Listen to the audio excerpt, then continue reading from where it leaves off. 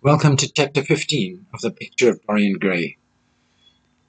So, of course, we've just had Basil's murder, and then Alan Campbell coming with his chemicals, blackmailed to get rid of the body. In this chapter, we are going to see Basil's coat and his other personal effects that he left downstairs. Dorian will burn them himself. He's getting rid of that evidence. We'll also see at the end of this chapter Dorian sinking still further low down, because we'll see him first finding some opium in a container in one of his cupboards, and then seemingly leaving that behind and deciding to go off to an opium den and taking a cab to this opium den. So those are two big things that happen in this chapter. But before those things happen, we have a bit of kind of light relief after all the murder and mayhem. So the thing is, this light relief, these jokes, after all the blood and guts of Basil's poor murder, maybe not all of them are funny to us now. There's some good little Oscar Wilde jokes in there. A lot of stuff that I've skipped as well in my highlights. So that's where this chapter starts, is Dorian going off to a dinner that evening at 8:30, exquisitely dressed and wearing a large buttonhole of Parma violets. Dorian Gray was ushered into Lady Narborough's drawing room by bowing servants. And you'll see he's not feeling so great. Here are some clues already. Certainly no one looking at him that night could have believed that he'd passed through a tragedy as horrible as any tragedy of our age. But there are signs in him that he's upset. Lord Henry picks them up and asks him what's wrong. Lord Henry is also due to be at this dinner party, but Dorian doesn't know it yet. It's all still about the hostess at the party.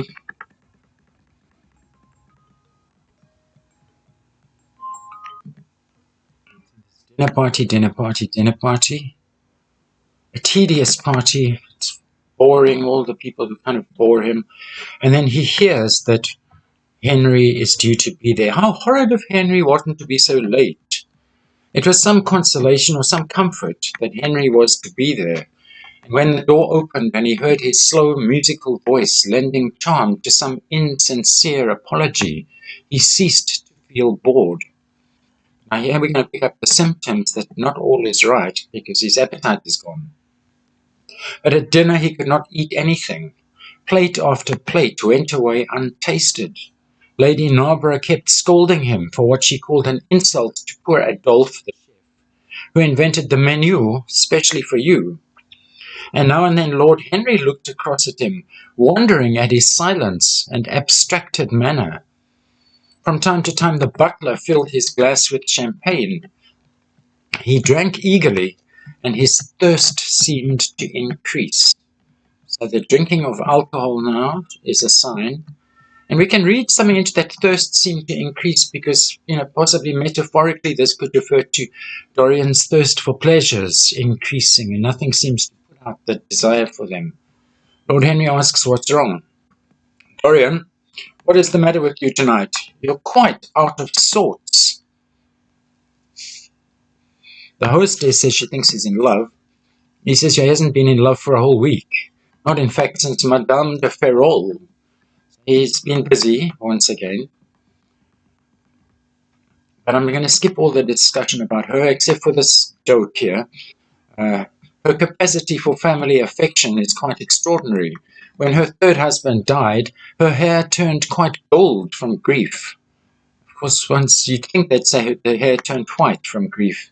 And that gold suggests she inherited lots of money, so perhaps she wasn't so grief-stricken.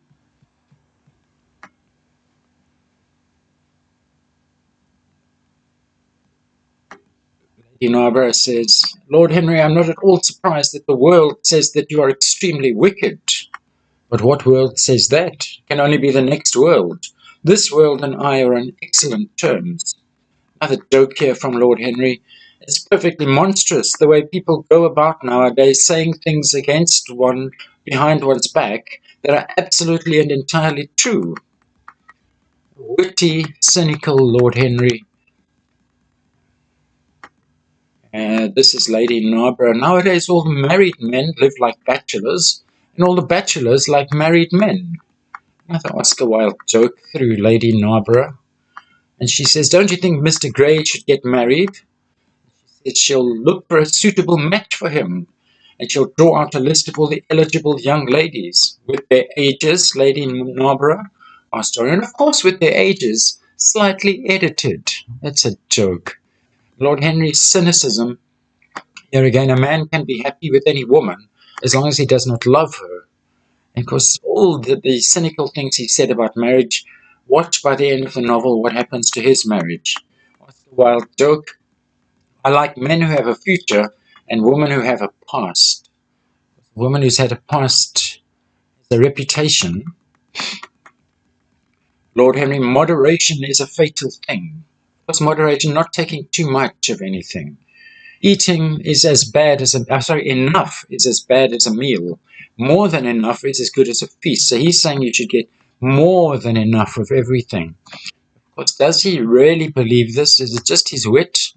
Does he do this himself? I don't think so.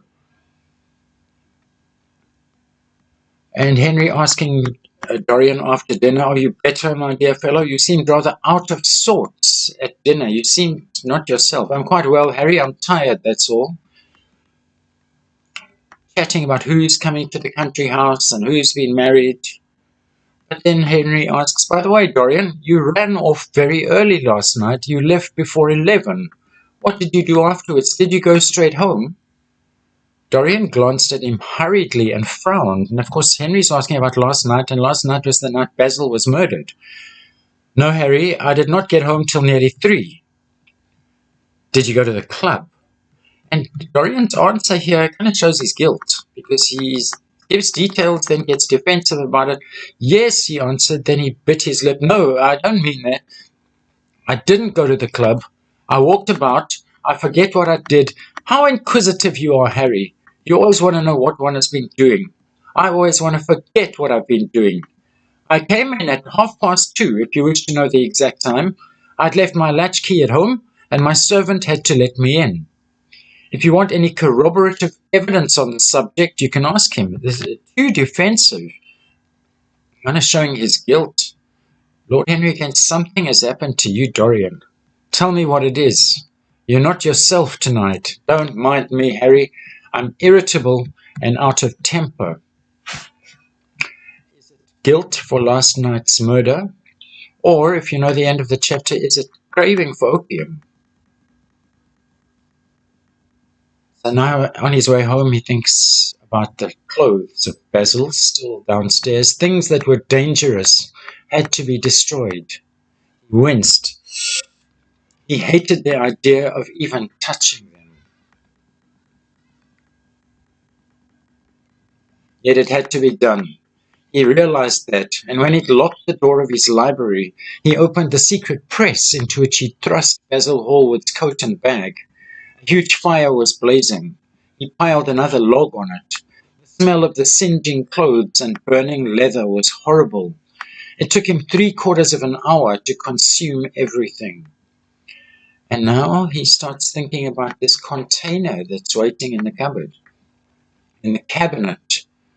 He looks at the cabinet as though it were a thing that could fascinate and make afraid, as though it held something that he longed for and yet almost loathed.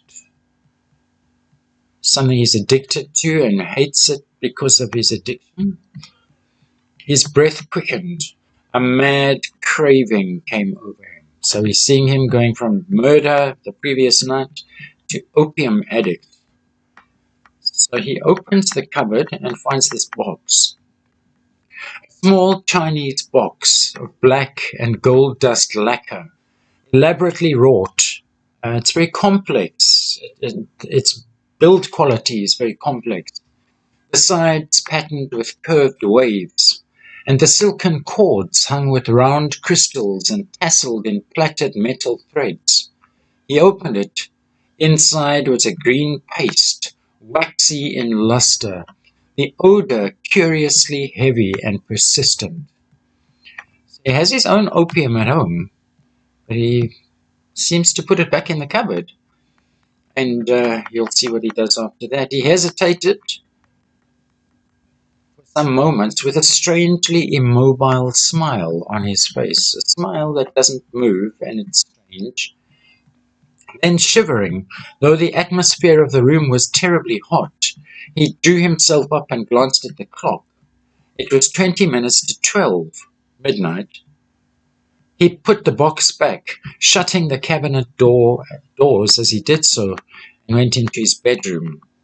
As midnight was striking bronze blows upon the dusky air, Dorian Gray dressed commonly. He dresses as a commoner, as a lower-class person in this world, class structure, and with a muffler or scarf wrapped around his throat, crept quietly out of the house, not wanting to be seen. In Bond Street he found a cab with a good horse. He hailed it, and in a low voice, again, doesn't want people to know where he's going, gave the driver an address. The man shook his head.